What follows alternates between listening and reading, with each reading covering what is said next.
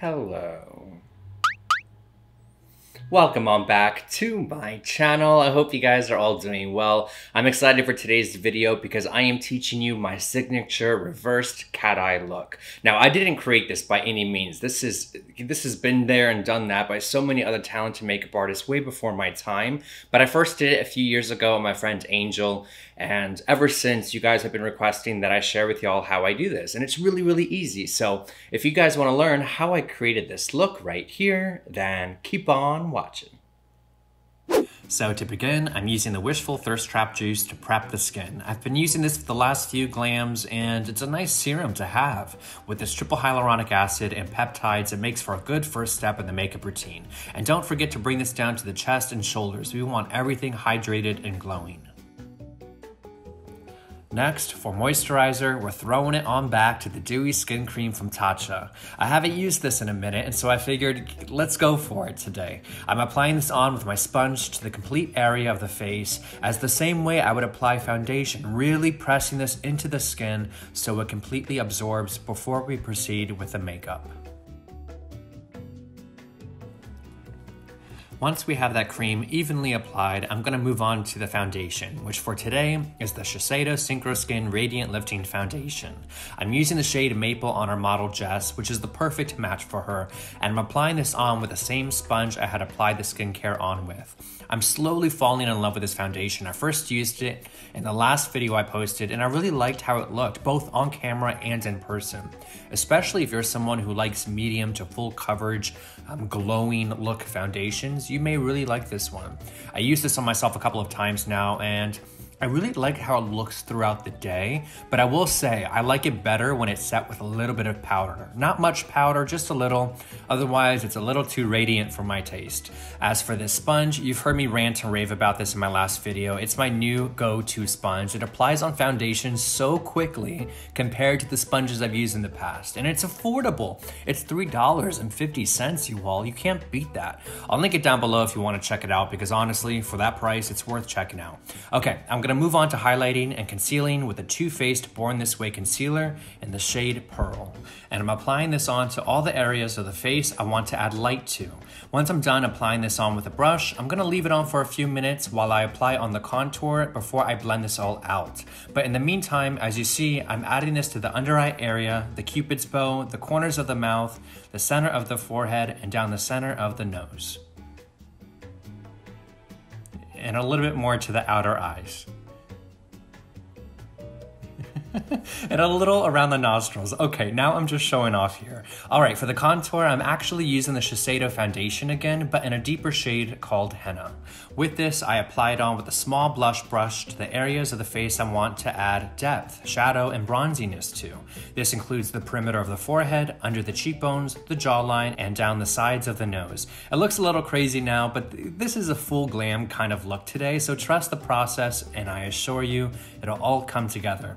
Once I have this applied in the areas I want, I'll head back to the same sponge I've been using and begin blending everything out, including both the contour and the highlight, which means we're at that part of the video where I sign off for a minute while you enjoy the blending process.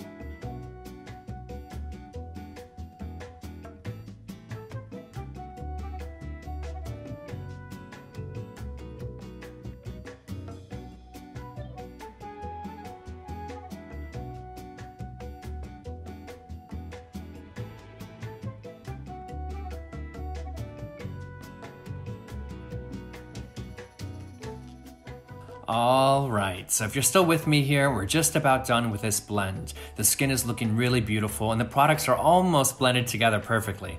Now to set them into place, I'm using the Laura Mercier translucent powder and beginning the placement of this powder with the under eye areas. I start with the under eyes because that's usually the first to crease, so I set it ever so slightly with my powder puff before I move on to setting the rest of the face with the same Laura Mercier powder, and I'll then come back to the under eyes for the baking process.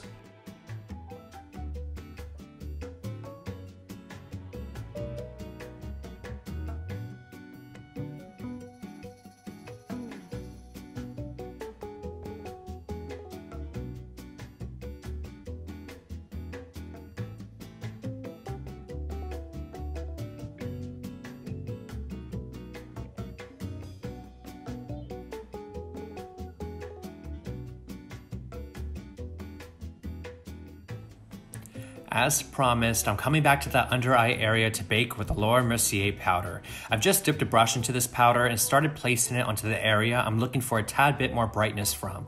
And I'm being sure to bring that up onto the sides of the nose to really snatch that nose contour we created.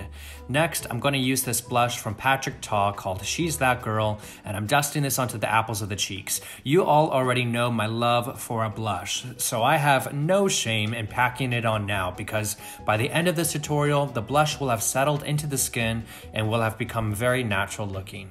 Once I have this applied, I'm going to move on to the brows. I'm using the brand new Huda Beauty Bomb Brows Micro Shading Brow Pencil, and this is in the shade Medium Brown. This is one of the products I was really looking forward to trying out because I've become a brow fanatic. I think we all have, right? And when I heard this was one of the thinnest pencils on the market, I was like, sign me up. I love a really thin brow pencil that mimics the look of brow hairs, and this does a really good job of doing that. I'm still going to use my Anastasia Beverly Hills Brow Wiz and my NYX brow pencils, but it's nice to switch it up every so often. And once I have that applied, I'm going to use this Benefit Clear Brow Gel to set and lock it into place. We get a chance here to see the brow with the pencil versus without. I think it turned out really nice without looking overdone. By the way, I forgot to introduce you to our special guest today. Jess brought her puppy. Look how stinking cute she is. So cute. All right, moving on, I'm using this taupe eyeshadow from Bobbi Brown to add a little depth to the upper eyelid. There's really no strategy here with the placement. I'm just throwing the pigment on and then blending it up and out to create a little drama. The trick with this eye look today is not to go too overboard with the shadows on the upper lid, as we want most of the drama and the attention to go to the lower lash line with a black eyeliner. This is why this Bobbi Brown shadow is one of my most used eyeshadows, and I always recommend it, especially for those who have fair to medium skin tones. It's a great transition color, and it's the perfect shade to create a little depth with. I'll also use this to blend out on the lower lash line.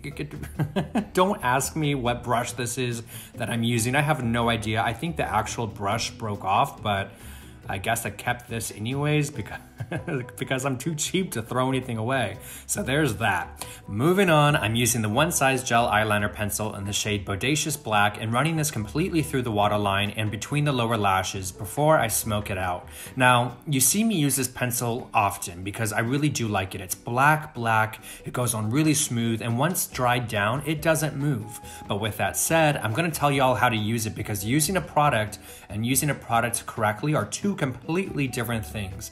And with the formula of this pencil being that it doesn't budge once it does dry down, means that you can't just apply it, take a break, pour a glass of wine, take your cat out for a walk, and then blend it out. No, girl, it won't work that way. You gotta go right into smoking it out right after you apply it while it's still creamy and movable. And once I have this smudged out, I'll take a smaller detail brush to really accentuate the outer corner, dragging out that liner to get that feline cat eye effect. And if need be, you can always go back in with the pencil to give it a little bit more depth in the areas you need to. And you can go as dramatic as you want with this. You can even use the same technique but with a different color, maybe cobalt blue or a hot pink. Have fun with it. Here, I'm just using that Bobbi Brown eyeshadow once more to diffuse the edges a bit before I use the black eyeliner to tightline the upper lid. So as you see, this eye look doesn't take a whole lot of products or even skill. The key points to take away here is to focus on smoking out the liner and to not be afraid of dragging in that inner corner and dragging out that outer corner to get that sultry feline effect. Next, with this mascara from Too Faced, I'm going to coat the top lashes with it. Later on in the filming, I used this on the bottom lashes too, although I didn't get that part on camera, so I'm saying it now because it is important to use bottom mascara for this look. And then with the Makeup Forever Starlit Diamond Powder in the shade 101, I'm going to use a small amount of this on the upper lid because I love glitter. In fact, the last time I used this in a tutorial, it sold out on Sephora, but I just checked now and they have it back in stock as of now. I mean, come on, look at how beautiful this looks. Holy cow. Alright, moving right along, I'm placing the Ardell Wispies on as the base lash. I actually cut them in half, so I'm only placing them on the outer half of the eye. And then to further accentuate these, I'm using these new individuals from Rokael Beauty called Aurora Lights, and only using 2 or 3 of these on each side, right on top of the Wispies. These are really beautiful and super easy to apply. I know individuals can be a little intimidating to apply sometimes, but listen, if I can apply this with my hands, you can definitely apply these with tweezers. It's the little details like these that really make the biggest difference. Plus, with a look like this, you really don't want to add a heavy top lash because remember, we want to keep the drama focused on the bottom.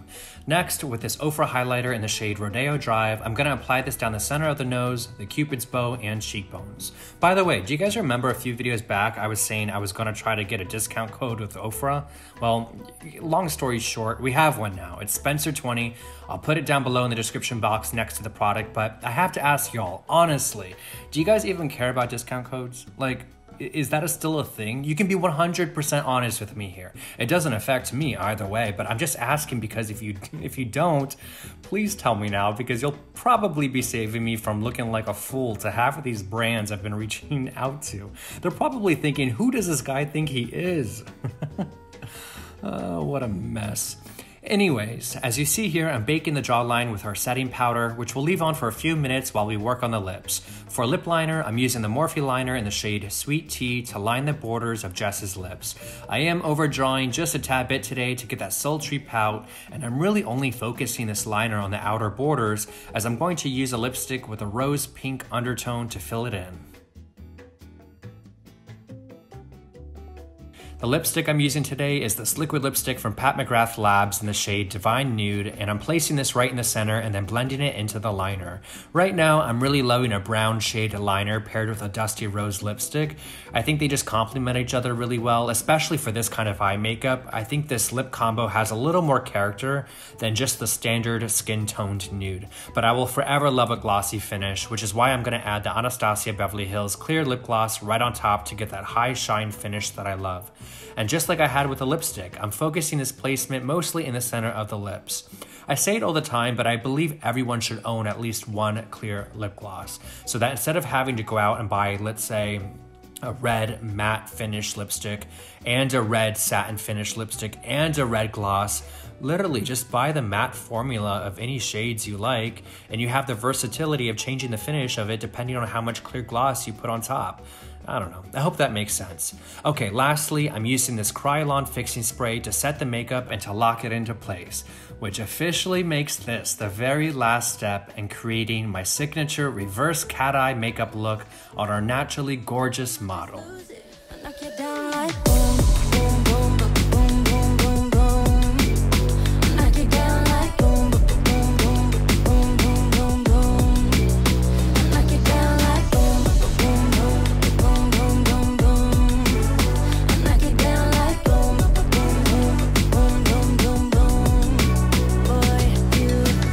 And there we have it, kids. I hope you guys enjoyed today's video. If you did, be sure to give this video a big ol' thumbs up and subscribe to the channel. You can also check out more of my work on my Instagram at Painted by Spencer. And until next time, I'll see you soon.